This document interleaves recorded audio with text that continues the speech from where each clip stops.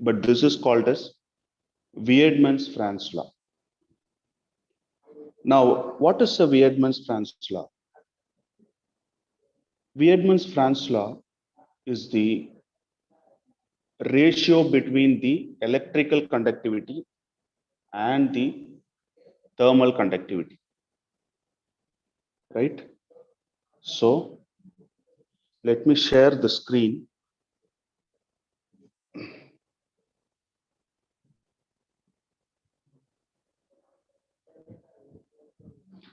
I'll share the whiteboard and then I'll solve the problem myself.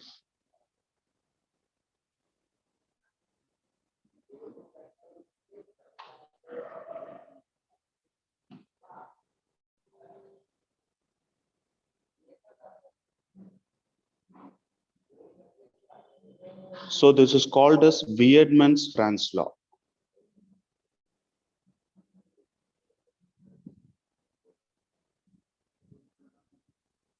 So I told you this is the relation between electrical conductivity.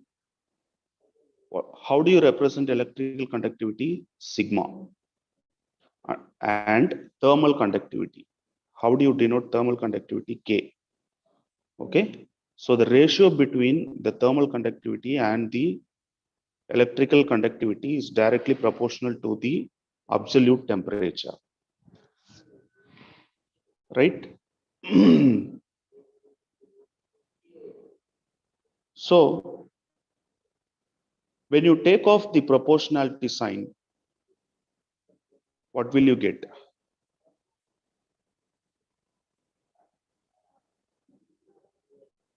K by sigma is equal to LT, where L is called as the Lorentz number.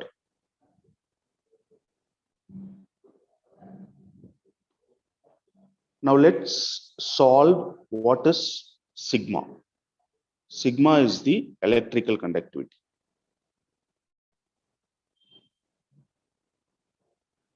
Just let me know if my audio is clear.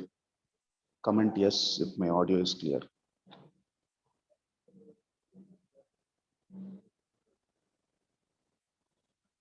Electrical conductivity.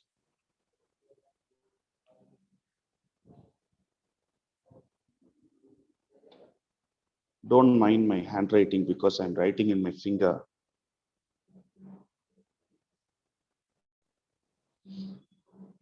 So we know from classical free electron theory, if a metal doesn't have an electric field, you know all the electrons are in random motion.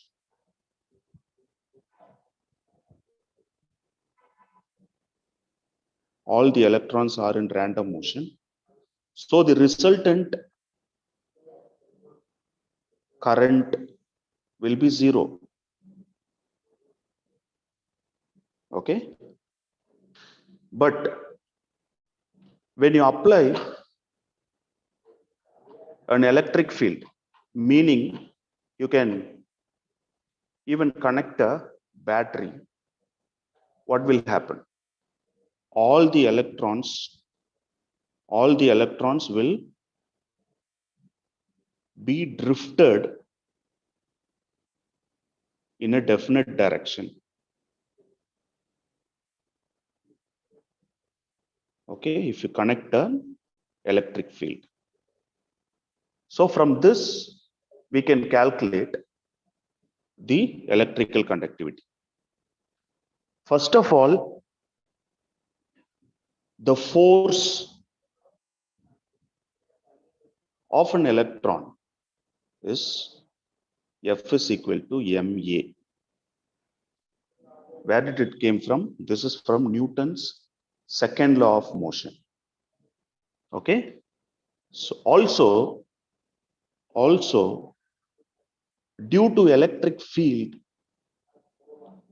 F is equal to small e into capital E, where small e is the charge of an electron, capital E is the electric field. Now let me equate both the forces. MA is equal to EE. Okay. Now A is equal to E capital E by M. Okay. So this is one acceleration. Also, the normal acceleration, by definition, we know that this is the rate of change of velocity by time. Here, the velocity is drift velocity because due to the electric field, the electrons got drifted. So, electrons got drift velocity. Drift velocity by time can be represented by tau here. What is tau? It is the relaxation time or else collision time. Relaxation time is nothing but the average time taken in between two successive collision of the electrons, or else the time taken between the electron in random motion to the definite motion, right? So from here we can get Vd, which is equal to A tau, right? Now we already know what is A. We can substitute the A over here, right? So Vd is equal to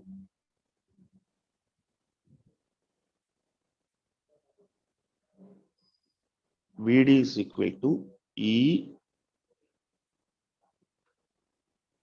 by M, A, that is A into tau.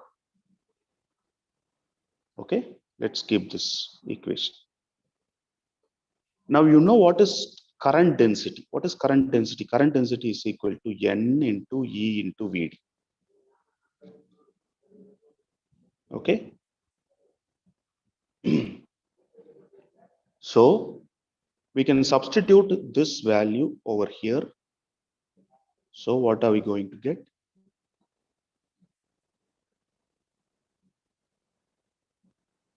J is equal to N E capital E by M into tau. So N E square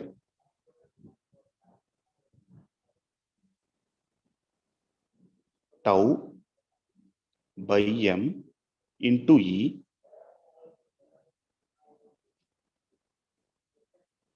Okay, J is equal to N E square tau by M. I made this E over here.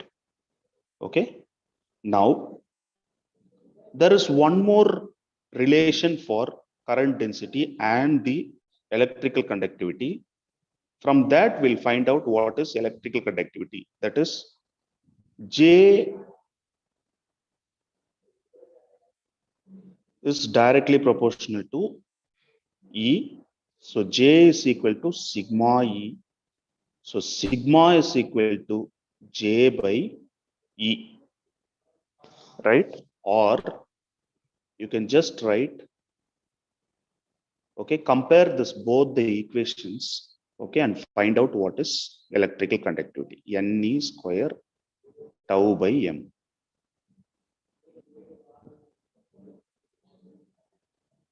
Okay, Ne square tau by M. This is electrical conductivity.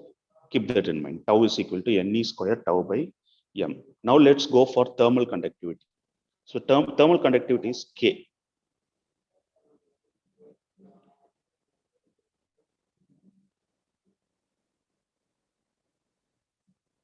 Okay, let's take a metal rod. Okay, A and B. Let's say the temperature over here is T. Here it is D minus dt. Let A be at high temperature. Okay, B at low temperature. And the length of the rod is lambda. Okay, now what are we going to tell is the heat flows from this A to B.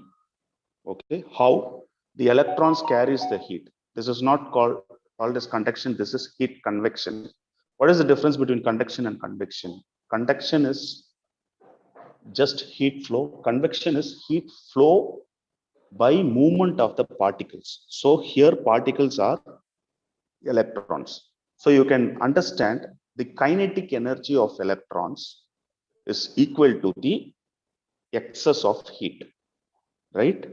So let's calculate what is kinetic energy at A. So we all know half mv square.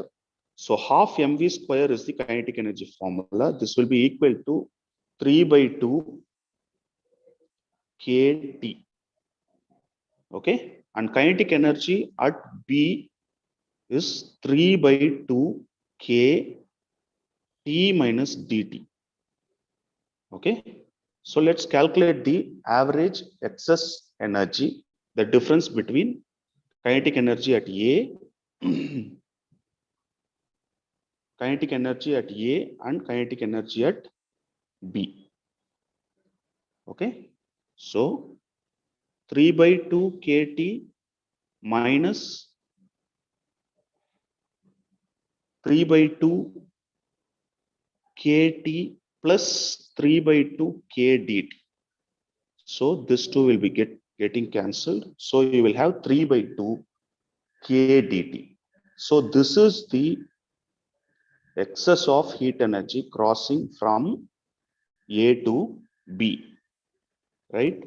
So in order to calculate the real heat energy, we have to multiply that 3 by 2 kdt into 1 by 6 NV. 1 by 6 stands for electrons can move in all 6 directions.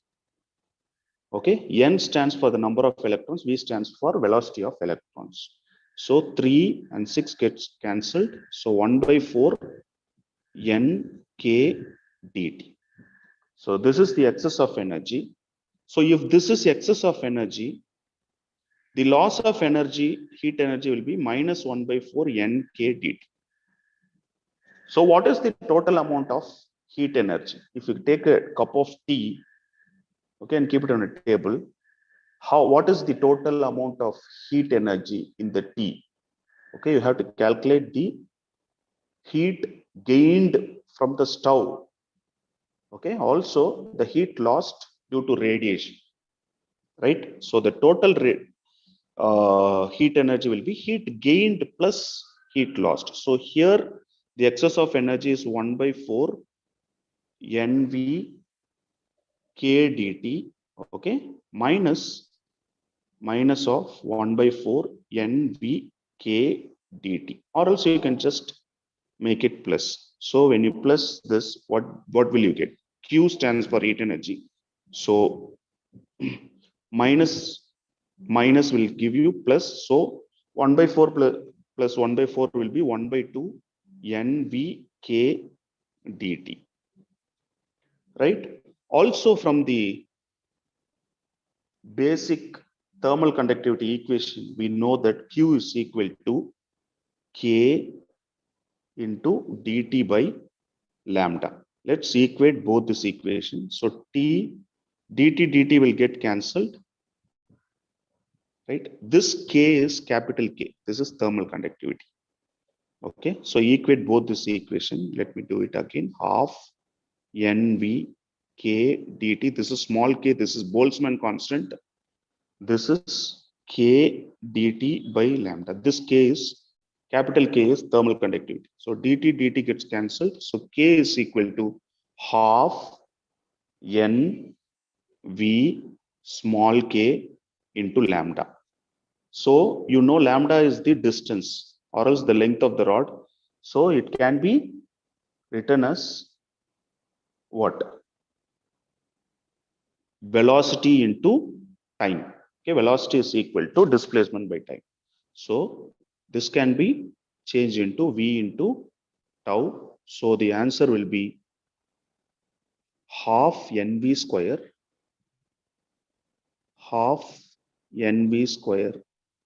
K tau. Okay, so this is thermal conductivity. Now let's go to Weidmann's-Franz law. So K by sigma is equal to LT. What is K by sigma? So we know what is K.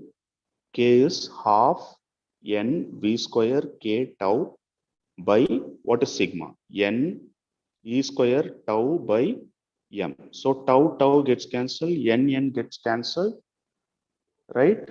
So what will you get? So you make the m to go to the numerator.